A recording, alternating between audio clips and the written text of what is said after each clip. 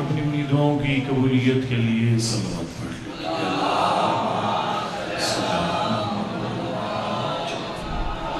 گناہوں کی بخشش کے لیے بھی صلوات پڑھ لیں۔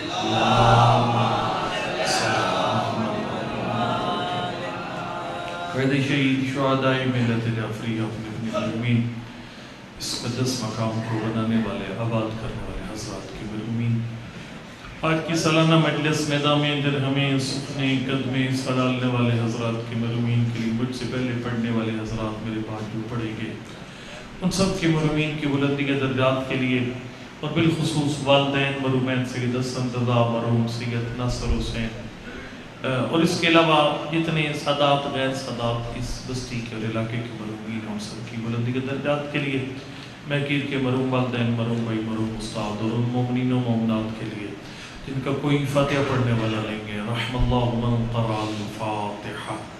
بسم اللہ الرحمن الرحیم، الحمدللہ رب العالمین، الرحمن الرحیم، مالک یوم الدین، ایاک نعبد و ایاک نستعین، اہدنا الصراط المستقیم، صراط الذین انعمت علیہم غیر المغضوب علیہم ولا الضالین۔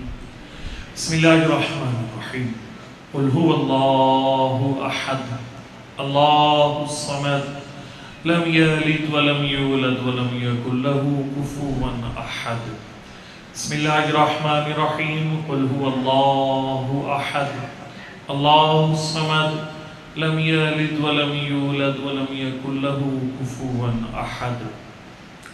بسم اللہ الرحمن الرحیم، قل هو اللہ احد اللہ الصمد لم يلد ولم يولد ولم يكن له كفوا أحد۔ اللهم اغفر المؤمنين والمؤمنات والمسلمين والمسلمات الأحياء منهم والأموات، اللهم تابع بيننا وبينهم بالخيرات إنك مجيب الدعوات إنك على كل شيء قدير۔ صلوات پر محمد و اہل بیت محمد، اللهم صل۔ اعوذ باللہ من الشیطان الرجیم، بسم اللہ الرحمن الرحیم، الحمدللہ رب العالمین، الصلاة والسلام على سيدنا ونبينا وحبيب قلوبنا وطبيب نفوسنا بالقاسم محمد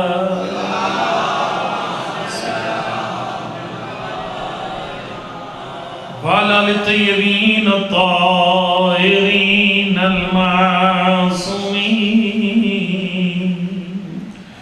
لا سيما لا بقية الله الأعظم روحي وارواح العالمين لتراب مقدمه الفداء، أما بعد فقد قال الصادق عليه الصلاة والسلام كأني بأصحاب القائم رجال كان قلوبهم زبر الحديد، كان قلوبهم زبر الحديد لا يشوبها شك في ذات الله، صلوات۔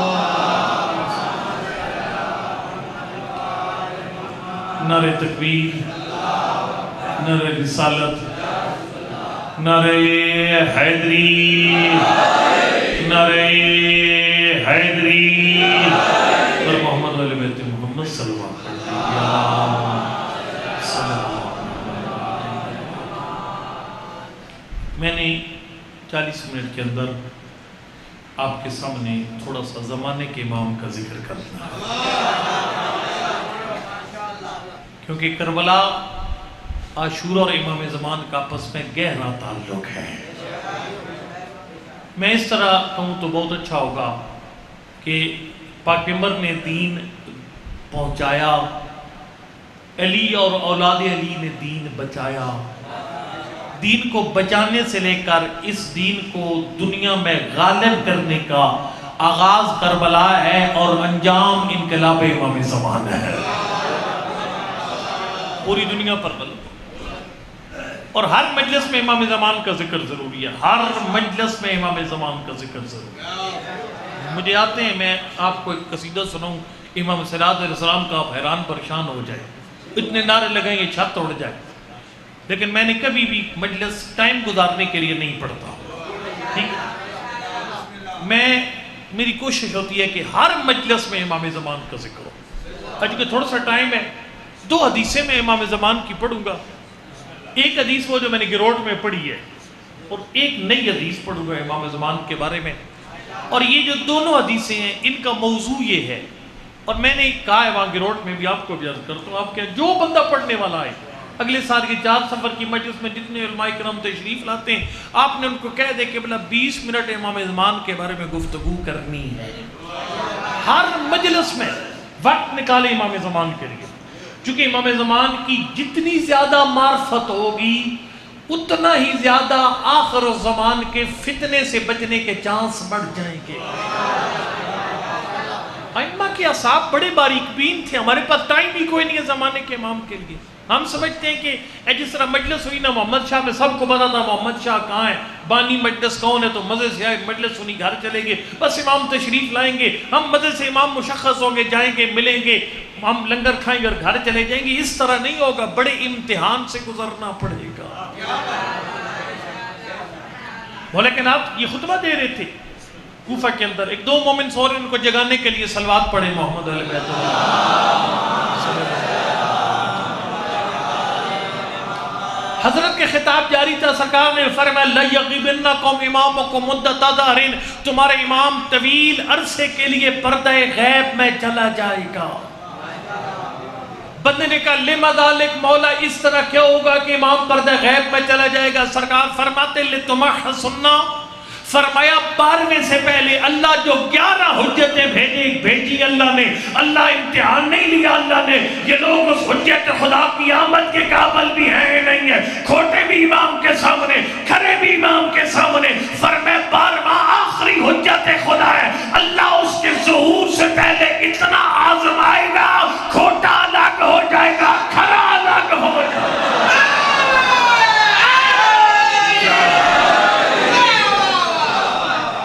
اور آج آپ دیکھ رہے ہیں نا، آج فرمایا اتنی سخت آزمائش ہوگی، کھوٹا الگ کھرا. ویسے آپس ایسا ہوندے نہیں کہ کھوٹے کھرے بکھرے، جو کھرے ہیں وہ پاکستان میں، جو کھوٹے ہیں ملک چھوڑ کر چلے گئے. فرمایا سخت آزمائش، شدید آزمائش. میں نے جملہ کی روٹ پڑھا تھا، سرکار نے فرمایا اتنی سخت آزمائش ہوگی حتی تغربلو. یہ آسان نہیں ہے. چوتھے امام سے کسی بندے نے پوچھا تھا مولا غیبت امام کے دور میں جینے کا مقام کیا ہے؟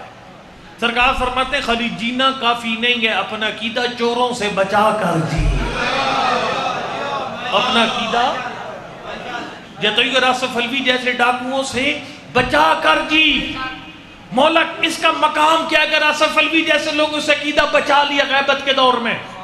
سرکار نے فرمایا ان القائمہ علی امرنا فی زمان غیبت قائمنا، جو زمان غیبت امام میں اپنا عقیدہ آصف الوی جیسے لوگوں سے بچا کر رہے گا، سرکار فرماتے ہیں اس کا اجر کتنا ہے؟ فرمایا اجرہ کا اجر 1000 شہید بین یدی رسول اللہ. حضرت حمزہ کو جو ثواب نبی کے قدموں میں شہادت سے ملا وہ 1000 بار اکٹھا کر تو عقیدہ بچانے کا ثواب ہے.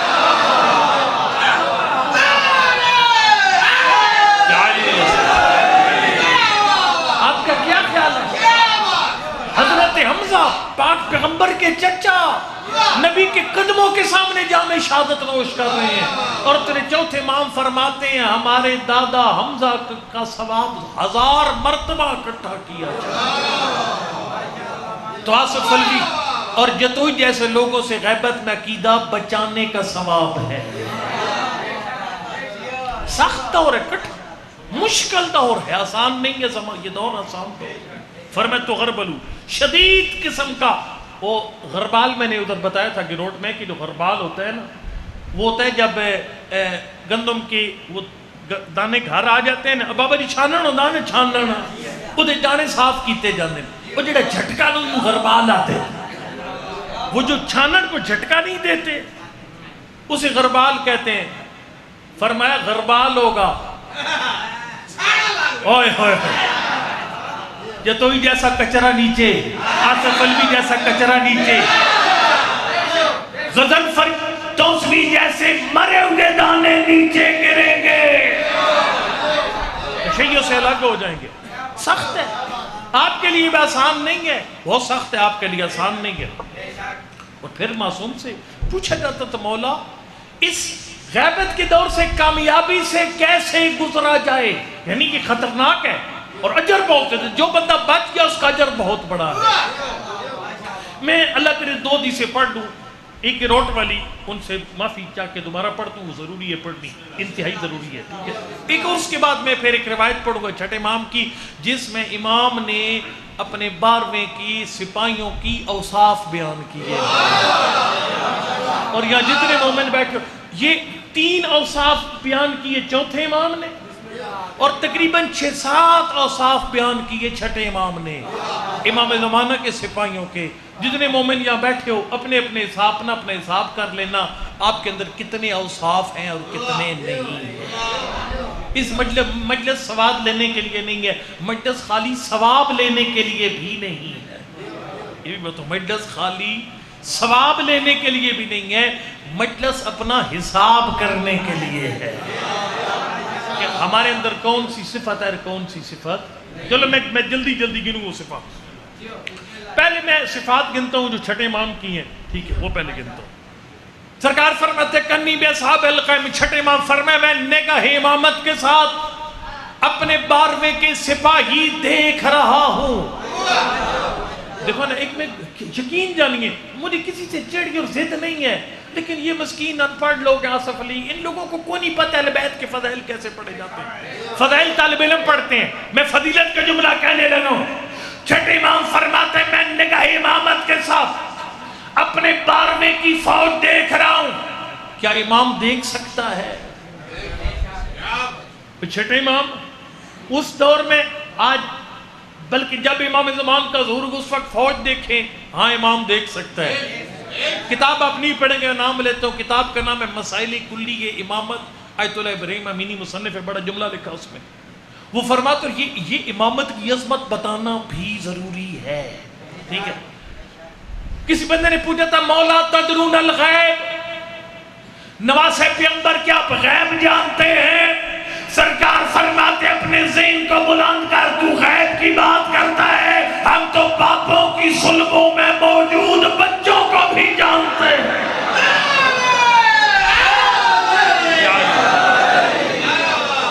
اگر نہیں سمجھے ایک جملہ کہتے ہو جنگی صفین شام کو آڈٹ ہوا کتاب آپ نہیں پڑھتے نام لے تو فضل اللہ کوپانی کی کتاب ہے علی کی فارسی زبان میں آپ اردو میں بھی کو نہیں پڑھتے کتاب ہے ہی پرشین زبان کے اندر ہے اس کے اندر جملہ لکھا ہوا ہے شام کے ٹائم مالک اشتر نے کہا مولا اگر میں 1 یا 2 بندے اور مار دیتا تو میں مقتولوں کی تعداد میں آپ کے برابر ہو جاتا. فرمایا مالک کی مجھ سے زیادہ بندے مار کر بھی علی کے برابر نہیں ہو سکتا. مولا کیسے نہیں ہو سکتا؟ اس دن کا برابر ہو جاؤں گا. فرمیشر یہ برابر نہیں ہو سکتا. تو جسے مارتا ہے اپنا دھوند مارتا ہے میری تلوار دیکھ لیتی ہے جس کی 8ویں نسل میں مومنوں میں بچا دے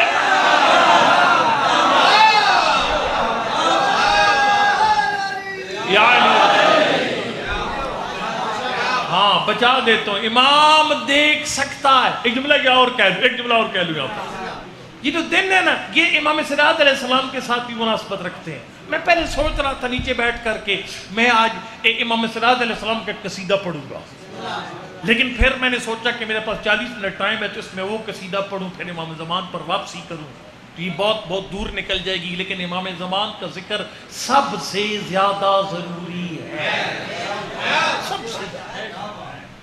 لیکن میں ایک جھلک آپ کو قصیدے کے دکھا جاؤں.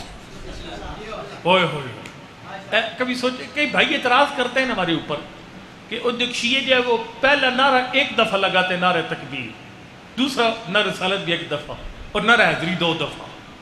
یہ اس طرح کیوں کرتے ہیں؟ میں خود اس پہ تھوڑا سا حیران تھا یہ، لیکن میں نے جب مولا سجاد کا خطبہ پڑھا نموی مسجد والا، وہ بڑا خطبہ ہے، ہوئے ہوئے ہوئے ہوئے ہوئے، اس کا آغاز ہی عجیب و غریب ہے۔ دیکھو نا، آپ کہتے ہو نا سونو پتہ ہی کوئی نہیں، سدھا کون پڑھتا ہوتا پٹھا کون، پتہ سارا ہے آپ کو۔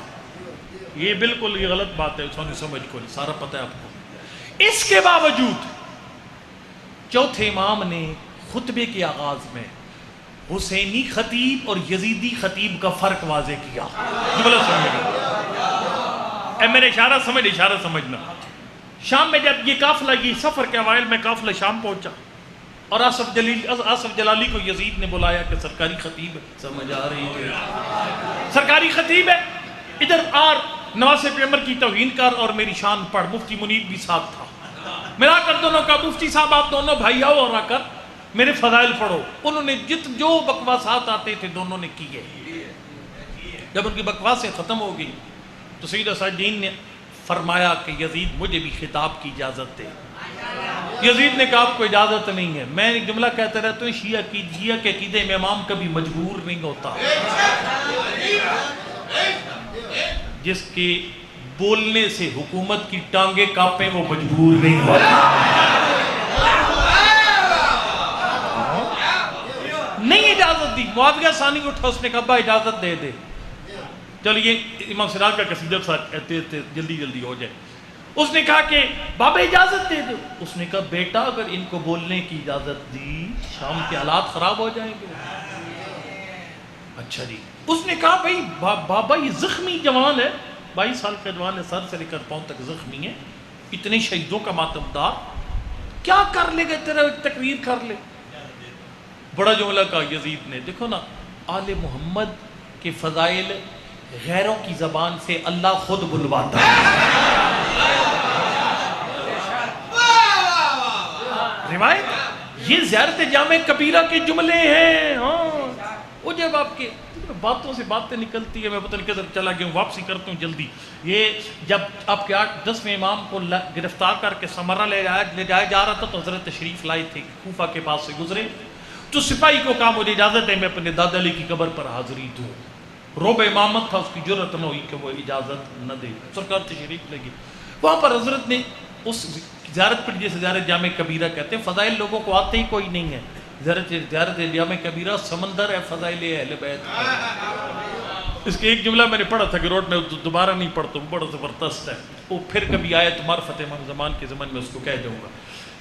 اس میں حضرت نے فرمایا کہ ایک ہم نے اللہ سے وعدہ کیا، لیکن خواہ پیچھے رکھ جاتے ہیں۔ طارق جمیل صاحب شیعہ ہو گئے، طارق جمیل بیچارے شیعہ ہو گئے، یا اسحاق مدنی خیر وہ تقریباً مجھے لگتا ہے شیعہ ہو گئے تھے، لیکن طارق جمیل نہ طارق القادری صاحب شیعہ ہیں، نہ آپ بھی زیادہ خوش فہمی میں نہ مبتلا نہ رہا کرو، نہ طارق جمیل صاحب شیعہ ہیں، تو پھر وہ بولتے کیوں ہیں؟ پھر 10 امام نے فرمایا یہ جو غیر ہمارے حق میں بولتے ہیں نا، یہ ہم سے اللہ نے وعدہ کیا ہے۔ کیسے؟ سرکار نے فرمایا ہم نے کہا اللہ جہاں جائیں گے اپنا نہیں تیرا تعارف کروائیں گے۔ اللہ نے کہا میں عادل ہوں، تمہارا تعارف کروانا میں اللہ کا کام ہے۔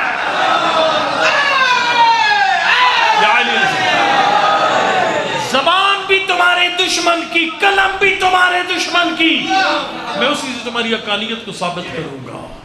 اور یقین جناب حیران ہو جائیں گے، یعنی اس وقت ایک اور ضرورت بھی ہے، اگر کوئی مجلس پڑھنے والا سن رہا ہے تو ایک اور بھی ضرورت ہے۔ آپ اس وقت اہل بیت کے فضائل پڑھیں سیاستہ سے، بھائیوں کی 6 کتابوں سے پڑھیے۔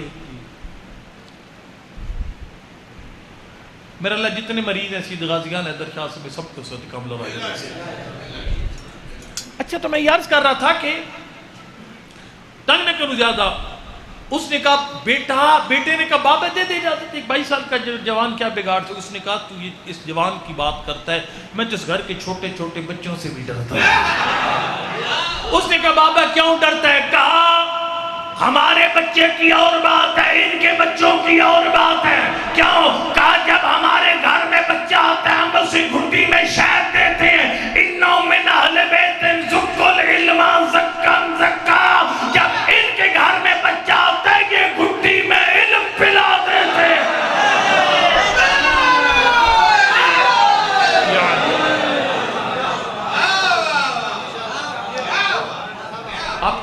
فرمایا اس وقت کا یزید تیرے علم سے ڈرتا تھا، جہالت سے نہیں۔ آج کا یزید بھی تیرے علم سے ڈرتا ہے، جہالت سے نہیں۔ تیرے ممبر کی جہالت مسئلے پیدا کرتی ہے، علماء مسئلوں کو حل کرتے ہیں۔ آپ نے غور فرمایا؟ وہ ریلیاں نکلی نا، آصف الوی کی عرضہ سرائی کے بعد ریلیاں نکلی، ایک جاہل بندے کے بعد ریلیاں نکلی۔ ریلیاں کدھر گئیں؟ ایک کانفرنس کی تیرے علماء نے اسلام آباد میں، وہ سارے معافیاں مانگنا شروع ہو گئے۔ اور جس طرح وہ تھا نا کہ سید سعدین کی خطاب سے پہلے وہ ہر کو کہتا تھا میں اکبر کا قاتل، میں عباس کا، میں فلاں کا، میں فلاں کا۔ جب سرکار نے خطبہ دیا نا، بعد میں کوئی میں نے تو کوئی نہیں کیا، فلانے نے کیا، فلانے نے کیا۔ مفتی منیب کی طرح ادھر ادھر وہ باتیں کہتے نہیں، نہیں فلانے کے، مجھے پتہ ہے فلانے کو منہ چھپاتے پھرتے تھے سارے۔ آپ کے علماء نے خالی ایک کانفرنس کی ہے، وہ سارے منہ چھپاتے پھر رہے ہیں۔ پچھلے ہفتے ہاں 23 محرم وہ جو تو 23 محرم کی جو کانفرنس اسلام آباد میں آپ کے علماء نے کی ہے، اب وہ سارے سب اپنے بیان واپس لے چکے، جنہوں نے کہا تھا امیر یزید زندہ باد، سارے بیان واپس لے چکے۔ اس کا مطلب کیا ہے؟ جو آپ کا جاہل مقرر تھا وہ مسئلہ پیدا کر کے گیا، علماء نے حل کر دیا۔ اب آپ کی ذمہ داری کیا ہے؟ آپ کی ذمہ داری یہ ہے کہ علماء کو اپنا سرپرست مانو۔ وہ شیخ محسن صاحب نے ایک جملہ کہا، وہ جملہ یقین جانو سوچنے کے قابل ہے۔ ایک جملہ کہ انہوں نے کہا تھا وَلَكِنَّكُمْ لَا تُحِبُّونَ النَّاصِحِينَ، او میرے بھولے بھالے شیعو، ہم علماء تمہارے خیر خواہ ہیں لیکن تمہیں خیر خواہ اچھے نہیں لگتے۔ وہ قوم تباہ ہوئی جو خیر خواہوں کو کے ساتھ محبت نہیں کرتی۔ بہرحال جی، اس کے اندر جو آپ کے چوتھے امام ہیں نا، انہوں نے اللہ کی توحید پر بھی اس کا حصہ ہے، خطبے کا توحید پر بھی ہے، لیکن اپنے نانا کی عظمت پر 13 فضائل اپنے نانا کے پڑھے ہیں، لیکن 80 فضائل اپنے دادا علی کے پڑھے ہیں۔ ہم یہ دو نعرہ حیدری اس لیے لگاتے ہیں، یہ سنت ہے مولا سجاد کی، چونکہ شام والے نہ توحید کے مخالف تھے، نہ نبوت کے منکر تھے، ولی کی ولایت کے منکر تھے، اس لیے تیرے چوتھے امام نے 80 فضائل پڑھے اس کے جس کے لوگ انکار کرنے والے بڑے لفظ ہیں۔ انا ابن من ضرب بین یدی رسول اللہ بالسیفین وطعن بالرمحین وضرب بالسیفین، میں اس علی کا بیٹا جس نے 2 نیزوں کے ساتھ نبی کی مدد کی، جس نے 2 تلواروں کے ساتھ اسلام کو فتح دلوائی، میں اس علی کا بیٹا، فرمایا میں اس علی کا بیٹا کہ جس علی نے بدر و حنین میں اسلام کی فتح کے جھنڈے گاڑے۔ فرمایا تم کہتے علی نے کلمہ نہیں پڑھا تھا، علی معاذ اللہ مسلمان نہیں تھے۔ انا ابن من ضرب بین یدی رسول اللہ بالسیفین ولم یکفر باللہ طرفۃ عین، لوگوں میں اس علی کا بیٹا جو پلک جھپکنے کی دیر تک بھی کفر کی حالت پر نہ تھا۔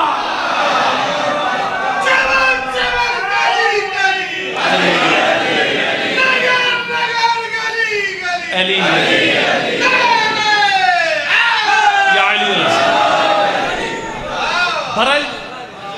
اور پھر وہاں پر فرمایا انا ابن قام الملحدین وقاتل المشرکین، میں اس علی کا بیٹا جو مشرکوں کو باپوں کی صلبوں میں مار دیا کرتا۔ امام دیکھ سکتے، امام کو صلبیں نظر آتی ہیں۔ وہ کئی بندے آتے تھے نا معصوم کے پاس، مولا ہمارے گاؤں میں فلانا بندہ ہے وہ آپ کا شیعہ ہے۔ فرماتے نہیں مولا وہ تو علی علی کرتا ہے۔ فرمایا اس کا نام ہمارے شیعوں کی صف میں ہے ہی کوئی نہیں، یہ تیری خوش نصیبی ہے۔ سرکار نے فرمایا جب سے ہم ہیں اور جب تک کائنات رہے گی، جتنے بندے ہمارے حقدار ہیں ہمارے پاس ان کے بھی نام لکھے، ان کے باپوں کے بھی نام۔ امام دیکھ سکتا ہے، امام قیامت تک دیکھ سکتا ہے، قیامت۔ سرکار نے فرمایا میں نگاہ امامت سے دیکھ رہا ہوں، کس کو؟ فرمایا صاحب القائم، اپنے بار میں کے سپاہی۔ مولا ان کے اوصاف کیسے ہیں؟ اوصاف سنیے، میں جلدی چھٹی دے دوں آپ کو۔ فرمایا سب سے پہلی خاصیت مضبوط عقیدہ. فرمایا رجال وہ ایسے مرد ہیں کن قلوبہم زبر الحدید لا یشوبها شک فی ذات اللہ. فرمایا ان کے دل اس سٹیل کی طرح ہے جسے زنگ نہیں لگتا. یعنی ان کے عقیدوں کو کبھی زنگ، یہ قرآن نے بھی کہا، بلکہ خود نہج البلاغہ کے 222 خطبے میں مولا کائنات نے فرمایا فَإِنَّ الْقُلُوبَ تَرِينُ كَمَا يَرِينُ الْحَدِيدِ. جس طرح لوہے کو زنگ لگتا ہے دلوں کو بھی زنگ لگتا ہے. تو سمجھ آئیے. اور مولا کائنات نے ایک اور جگہ پر نہج البلاغہ کے اندر ہی فرمایا، اور جب امیر شام کو اس نے خط لکھا یا علی آپ حکومت مجھے دیں اور گھر گئے یہ صلح ہو جائے گی. سرکار نے فرمایا صلح کا فارمولہ ایک میرے پاس بھی ہے، سر چاہو سر چاہو. میں اپنے ٹائم سے آگے نہیں جاؤں گا. امیر شام نے کہا صلح کا ایک فارمولہ میرے پاس ہے. مولانا فرمایا میرے پاس. اس نے کہا میرا فارمولہ آپ حکومت چھوڑ دیں. سرکار نے فرمایا میرا فارمولہ تو فوج چھوڑ دے. پڑھ نہیں آپ تو سمجھ نہیں ہے مولا. وہ کہتا حکومت چھوڑ دو، آپ کہتے ہیں فوج چھوڑ دے. مطلب کیا؟ سرکار فرماتے آفِ الفریقین من القتال، اپنی فوجیں گھر پہ اخرج الیہ، ہمت ہے تو خود علی کے مقابلے میں آ. مولا کیوں؟ سرکار فرماتے لیعلمین المرین علی قلب والمغطى علی بصر. جب وہ اکیلا میرے سامنے آئے گا دنیا کو پتہ چل جائے کس کی آنکھ میں پردہ ہے، کس کے دل کو زنگ لگا ہوا. فرمایا ہمارے 12ویں کے جو سپاہی ہیں ان کے عقیدے اتنے مضبوط ہیں انہیں زنگ نہیں لگتا. اچھا زنگ کیا ہے بھلا؟ اب اے سن لو زنگ کی، شاید اسی پہ میں ختم بھی کر دوں. عقیدے کا زنگ کیا ہے؟ میں ایک زنگ عقیدے کا سناتا ہوں آپ کو. ہمارے کئی بندے پڑھتے بھی ہیں اس کو منبر پر. امام شافعی رحمۃ اللہ علیہ انہوں نے ایک ربائی پڑھی تھی، کفا فی فضل مولانا علی وقوع شک فیہ انہ اللہ. بھئی علی کی فضیلت کے لیے کافی ہے جب لوگوں کو علی کے بارے میں شک پڑا تو شک بھی اللہ ہونے کا پڑا، ایک نیچے والے لیول کا نہیں، اوپر کا. ایک بندے نے بڑا شعر کہا تو اس نے کہا کہ غلط نظر بھی علی میں نہ پا سکی پستی. غلط نظر بھی علی میں پٹی سے اتر نہیں رہا، میں آپ کو لا رہا ہوں سیدھا. غلط نظر بھی علی میں نہ پا سکی پستی. ویسے ہمارے بندے پٹی سے اتر جاتے ہیں، میں نہیں اتر رہا. البتہ غلط نظر بھی علی میں نہ پا سکی پستی. علی خدا نظر آیا اگر غلط دیکھا. امام شافعی نے کہا کہ کفا فی فضل مولانا علی وقوع شک فیہ انہ اللہ. علی کی عظمت کے لیے کافی ہے کہ مجھے علی کے بارے میں شک ہے علی کہ علی اللہ تو نہیں ہے. پھر کہا کہ مات شافعی ولیس یدری علی رب و رب اللہ. شافعی مار گیا سمجھ ہی کو نہیں ہے علی رب ہے یا اللہ رب ہے. زندہ باد، آپ نے بہت اچھا کیا. وگرنہ کئی بندے اس پہ بدعت شروع ہو جاتے ہیں، آپ سمجھ کر سنتے ہو. ٹھیک ہے. امام شافعی کو کیوں زنگ لگا تھا؟ یہ عقیدے کا زنگ ہے. یعنی بندے کو پتہ نہیں چلے علی رب ہے اللہ رب ہے، یہ عقیدے کا زنگ ہے. یہ عقیدے کا زنگ ہے. یہ زنگ کیوں لگا؟ ہوئے ہوئے ہوئے ہوئے اس لیے کہ امام شافعی کے پاس نہج البلاغہ نہیں تھا. تیرے عقیدے کو یہ زنگ نہیں لگنا چاہیے. آل محمد رب ہیں یا اللہ کے نمائندے، یہ تجھے شک نہیں پڑنا چاہیے. چھٹے امام فرماتے لا یشوب شک فی ذات اللہ. وہ جو ہمارے 12ویں کے سپاہی ہیں انہیں کبھی بھی اللہ کے بارے میں شک نہیں ہوگا. مولا کیوں؟ فرمے ان کے بعد میرے دادا علی کا نہج البلاغہ موجود ہے. علی نے نہج البلاغہ میں فیصلہ کر دیا کفا be عزن in اکون look Abida وکفا be فخرا ان تکون علی ربا. اللہ میں علی کی عزت اور افتخار کے لیے کافی ہے تو رب ہے علی بننا. ہمیں نہیں زنگ لگتی.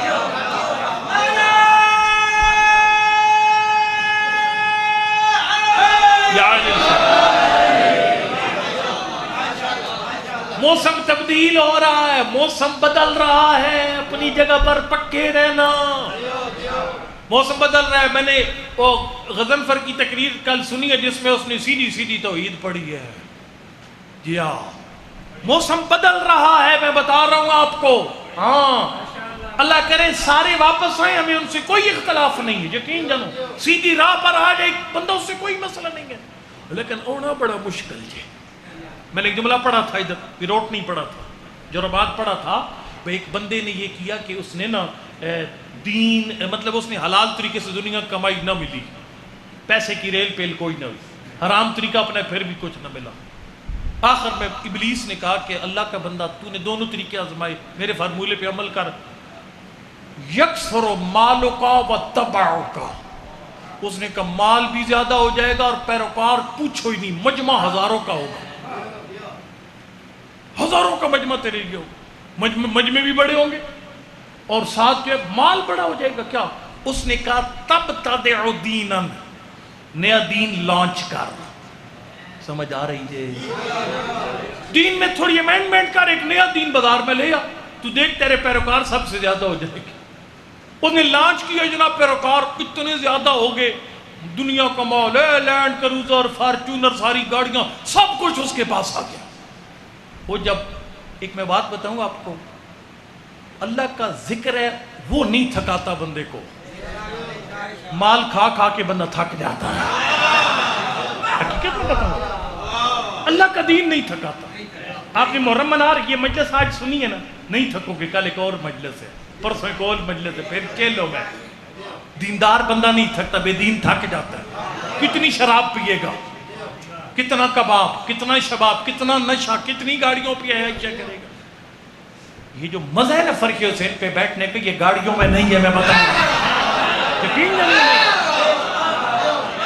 وہ جو ناس پیغمبر کے غم میں رونے سے سکون ملتا ہے، یہ گاڑیوں میں کوئی نہیں ہے، میں بتاؤں گا آپ کو. بنگلوں میں کوئی سکون نہیں ہے. پر اللہ تھکاؤں گا آپ کو. وہ بندہ جب پرباش ہو گیا نا، توجہ، بندہ جب اسی بھی چھوڑنا، شاہ جی آگے، بندہ جب توجہ دیکھو نا میں، او بھائی ایک صلوات پڑھو محمد.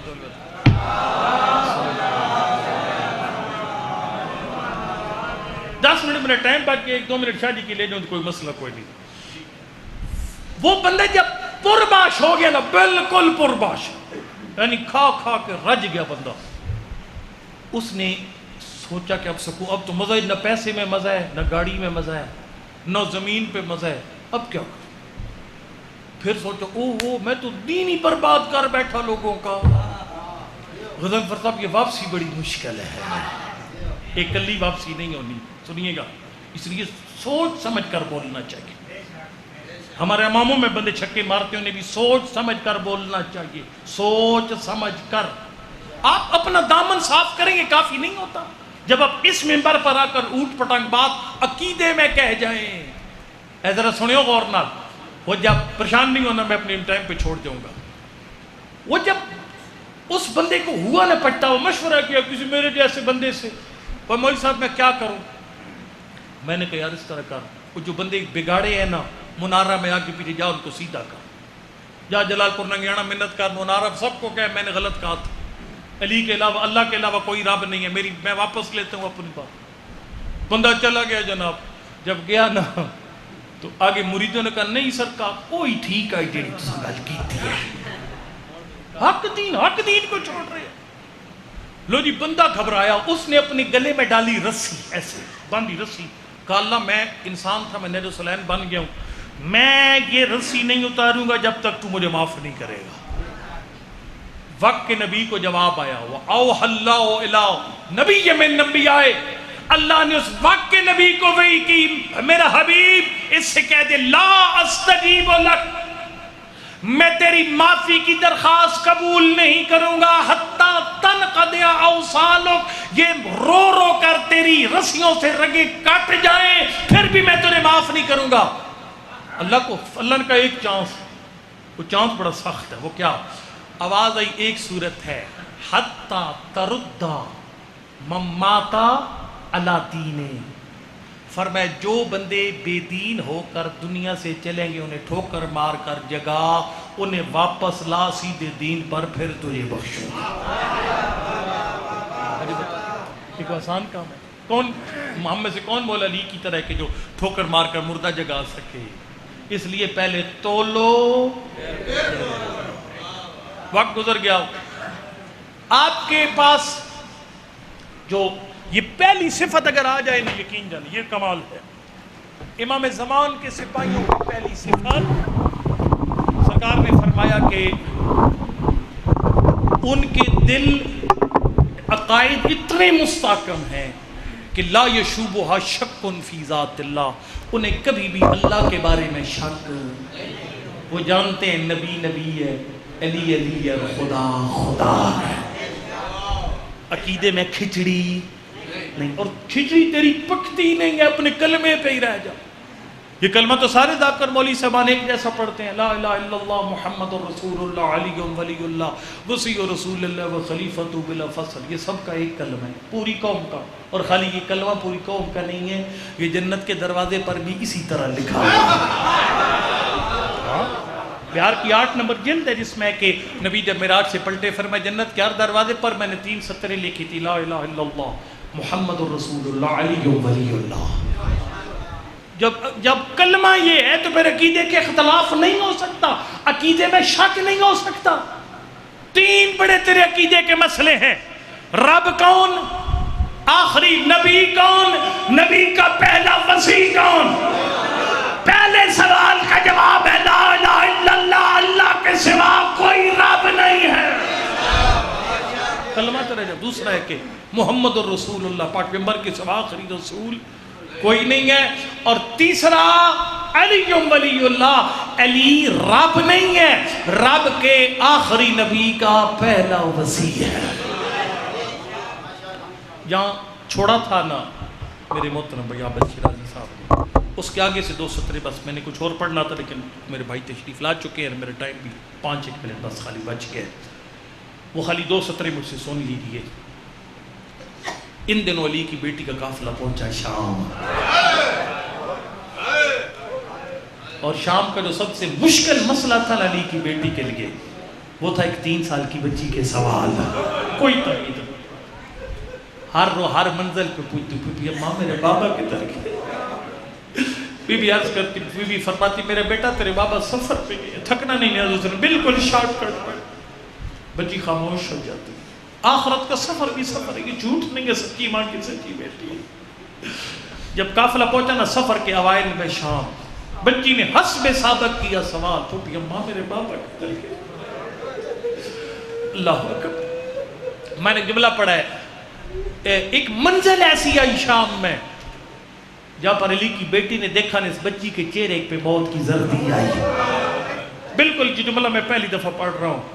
میرے بی بی رو کر کہتی ہے میرا حسین بھیا مجھ سے بات نہ کر تیری مرضی، ام کلثوم سے نہ بول تیری مرضی، لیکن کلم فاطمہ صغیر قادا یذوب قلبها، میرا بھائی اپنی بچی سے بات کر، مجھے ڈر ہے تو نہیں بولے گا چھوٹی بچی کی جان نکل جائے گی.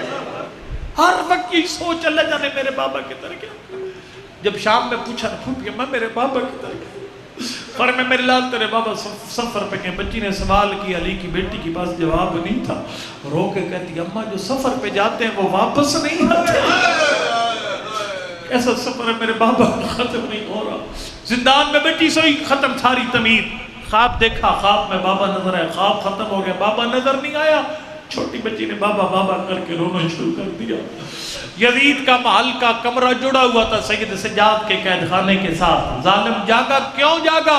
میرے استاد محترم فرماتے ہیں جیسے جیسے بچی روتی تھی نا، حسین کا سر صندوق کو چھوڑ کر روتا ہوا بار بار روشن دان کے قریب تھا. جب غریب کے سر کی رونے کی آواز آئی، سپاہی نہیں، سپاہی بھیجا یزید نے. سپاہی جب مولا سجاد سے پوچھ تو بی بی مر تو نہیں گئی. سپاہی ہے مولا سجاد فرماتے مری کوئی نہیں ہے، میری 3 سال کی بہن ہے، خواب میں بابا دیکھا، بابا نظر نہیں، اپنے بابا کے لیے رو رہی. ظالم نے کہ سپاہی جلدی کر سامنے جا بچی کو چپ کروا، رونے کے لیے 1 سطر کافی ہے. نہ قرآن پرانا ہوتا ہے نہ آل محمد کا مصحف پرانا ہوتا ہے. رونے والوں تیرے گھر میں جب 3 سال کا بچہ رو پڑتا ہے تو کیا کرتا ہے؟ باپ دادا نانا اپنے بچے نواسے پوتے کو پھر پکڑ کے بازار لے کر جاتے ہیں، کوئی مٹھائی لے کر دیتے ہیں، کوئی ٹافیاں لے کر، کوئی کھلونا لے کر دیا جاتا ہے. یعنی بچے کا وہ شاید دل کی جاتی ہے جیسے چھوٹے بچے کا دل بہل جاتا ہے. لیکن نہ زندان میں حسین کی بچی کی غربت دیکھ، 3 سال کی معصومہ رو رہی ہے، چپ کرانے کے لیے بابا کا سر بھیجا. اجرکم اللہ. سپاہی سر لے کر زندان میں داخل ہوا، ہر بی بی نے جھولی پھیلائی، لیکن سر سیدھا یا 3 سال کی مخدومہ کی جھولی میں۔ اللہ اکبر، میں نے آخری جملہ پڑھ کے سلام کہہ کے ممبر اپنے بھائی کے حوالے کر دوں۔ اللہ اکبر، آپ جائیں گے نا مجلس سے گھر واپس، چھوٹے بچے کی فطرت میں شکایت ہے، چھوٹا بچہ بڑی شکایتیں لگاتا ہے، بابا تو محمد شاہ گیا ہوا تھا نا مجلس پر، تو نہیں تھا سارا دن، تیرے بعد فلاں بچے نے مجھے پتھر مارا، فلاں بچے نے مجھے تماچا مارا، فلاں بچے نے میرے ساتھ فلاں زیادتی کی۔ محمد شاہ والوں یہ اس بچے کی بات ہے جو 1 دن کے بعد اپنے باپ کو ملتا ہے، لیکن 10 محرم کے بعد باپ اور بیٹی کی سفر کے مہینے میں پہلی ملاقات ہوئی، میری اقلادی نے شکایات کی فہرست پڑھنا شروع کر دی، بابا تیرے بعد مجھے تماچے مارے گے، بابا جو عید کے دن دور پہنائے تھے شام غریبہ لٹ گئے، اجرکم اللہ۔ شکایات کی فہرست ختم، میرے حصے کی مجلس ختم، اب وہ کام کریں، قبر کی پہلی رات تو تیری میری قبر میں تشریف لائیں گے نواز پیغمبر، جتنے مرحوم بانیان مجلس کے، میرے بعد شاہ صاحب قبلہ مجھ سے پہلے جن بزرگان نے پڑھا، سب کے مرحوموں کی قبروں بھائیں گے۔ ہمارے مرحوم آج کی رات عرض کر کے مولا حسین کیوں تکلیف فرمائی؟ فرمائیں دیکھو مجلس ہو رہی تھی 4 سفر کی، دوران مجلس سب نے مل کر میری ڈری ہوئی پیاسی یتیم نمازی سہمی بچی پہ سلام کیا، اس مجلس میں تیرا بیٹا تیرا بھائی تیری بہن موجود تھی، میں حسین اسی سلام کا جواب دینے تیری قبر میں آ گیا، السلام علی حسین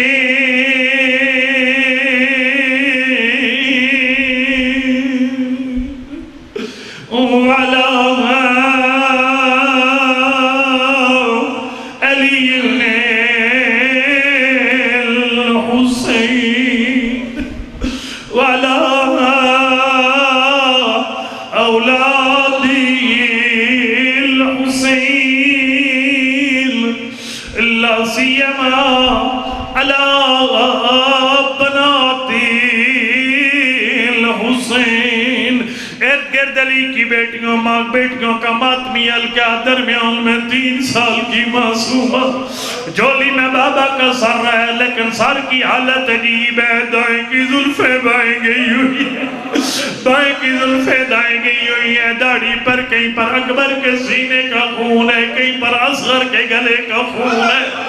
تیسرے خون کو تیری سی معصوم بی بی نے اپنے ایک بین کے اندر بیان کیا، تیسرا خون کون سا تھا؟ بی بی رو کے فرماتی ہے جب شمر مار مار کے تھک جاتا، خنجر کا خون میرے بابا کی داڑھی پہ صاف۔ اس ماحول کے ساتھ میری اقلادی نے بابا کے سر سے 4 سوال کی، 4 سوالوں پہ میری مجلس ختم ہو جائے گی۔ سب سے پہلا سوال کیا، فرمایا ابتا من الذی قطع ورحیدک، یعنی بابا تیری گردن کی رگوں کو کس نے کاٹا؟ کوئی جواب نہیں آیا۔ میری اقلادی نے دوسرا سوال کیا، فرمایا ابتا من الذی خضب لحیتک بدمک، یعنی بابا تیری داڑھی کا رنگ سفید تھا، بابا تیری داڑھی کو خون سے رنگین کس نے کیا؟ اللہ جاتے کوئی جواب نہیں آیا۔ میری اقلادی نے تیسرا سوال کیا، یہ تیسرا سوال وہ بندہ سمجھے گا جس کے گھر میں کوئی چھوٹا بچہ یا بچی موجود ہے۔ فرمایا بتا من الذی ایتمنی اللہ صغر سنی، اس کا ادب کی زبان میں ترجمہ یہ بنتا ہے بابا جب خود شام کے بازار میں دیکھ لے میرے عمر کے بچی اور بچیاں باپ کی انگلی پکڑ کے بازاروں کی سیر کر رہی ہیں، بابا میری کوئی یتیم ہونے کی عمر ہے، بابا میری کوئی تماچے کھانے کی عمر ہے، بابا اتنے چھوٹے سن میں مجھے یتیم۔ اللہ جاتا ہے شہید اعظم کے سر سے کوئی جواب نہیں آیا۔ میری اقلادی نے چوتھا سوال کیا، غریب کو بولنا پڑ گیا۔ سنے گا چوتھا سوال کیا تھا؟ اس چوتھے سوال سے پہلے میں اپنے گھر کی مثال دیا کرتا ہوں۔ میں جب مجلس پڑھ کے گھر جاتا ہوں، میرے 2 بیٹے 1 بیٹی ہے، میرے بیٹے پانی بھر کے نہیں لاتے، سب سے پہلے میری بیٹی پانی بھر کے لاتی ہے۔ اللہ جاتے حسین کی بیٹی پوچھ رہی تھی ابتا اسکیتم قتلت عطشانا، یعنی بابا جب خیموں سے گیا تھا تو 3 دن کا پیاسا، تھک نہیں بابا تجھے کسی نے پانی پلایا یا پیاسا مار؟ اس وقت شہید اعظم کے لب اور ہلے، فرمایا معصومہ تیرا بابا 3 دن کا پیاسا مارا گیا۔ تیرے مولا سجاد کا بیان ہے، باپ کی پیاس برداشت نہ کر سکی، بابا کے منہ پہ منہ رکھا، 3 دفعہ زندان میں آواز بلند ہوئی، ہائے میرا غریب بابا، ہائے میرا پیاسا بابا، ہائے میرا مسافر۔ اللہ اکبر، 3 دفعہ زندان میں آواز بلند ہوئی، ہائے میرا پیاسا بابا، ہائے میرا اللہ راسی بابا، ہائے میرا مسافر بابا۔ میرے مولا سجاد کا بیان ہے، بچی کی آواز دبتی گئی، تھوڑی دیر کے بعد زندان میں خاموشی چھا گئی۔ تیرے مولا سجاد نے نبض پہ ہاتھ رکھا، انا للہ و انا الیہ راجعون۔ باپ کو رونے والی ہمیشہ کے لیے زندان میں خاموش ہو گئی، ہاتھ اٹھا دعا کے لیے، شرم نہ کر قبولیت کی کھڑیاں۔ روایتیں جب 40 مومن مل کر مانگتے ہیں، سارے جھولیاں بھر لیتے ہیں۔ میرا اللہ مجھے نہیں پتا کون سا مومن اولاد مانگنے آیا، مجھے نہیں پتا کون سا مومن معرفت امام زمان مانگنے آیا۔ میرا اللہ یہ جتنا مجمع بیٹھا ہے سب کو کربلا کا چہرہ نصیب فرما۔ میرا اللہ کسی مومن کو خالی ہاتھ نہ اٹھا۔ تجھے اس وقت کا واسطہ جب پردیس میں مولا سجاد نے غسل کیسے دیا، کفن کیسا پہنایا، اب یہ میرے جملے نہیں ہیں، علامہ صفدر سے نقشی مرحوم لاہور والے پڑھا کرتے تھے، فرماتے تھے 2 صدی پہلے کا واقعہ، شام کا سید ہے جس کا نام ابراہیم ہے، اس کی 7 بیٹیاں، ہر بیٹی کی خواب میں معصومہ آئی ہے، نہر کا پانی میری قبر کے قریب آ گیا، میری قبر کسی اور مقام پہ منتقل کی جائے۔ بھائیوں قبر کھولی گئی، فیصلہ کہ یہ ابراہیم سید ہے، اپنی پھوپھی کا جنازہ قبر سے باہر نکالے گا، لیکن ابراہیم قبر میں اترا، لیکن تھوڑی دیر کے بعد ماتم کرتا ہوا باہر آ گیا۔ لوگوں نے کہا ابراہیم کیا دیکھا؟ کہتا ہے 3 سال کی معصومہ ہے جس کے ہاتھ رسیوں میں بندھے ہوئے ہیں، جس کے رخساروں پہ تماچوں کے نشان ہیں، جس نے کفن کی جگہ میلا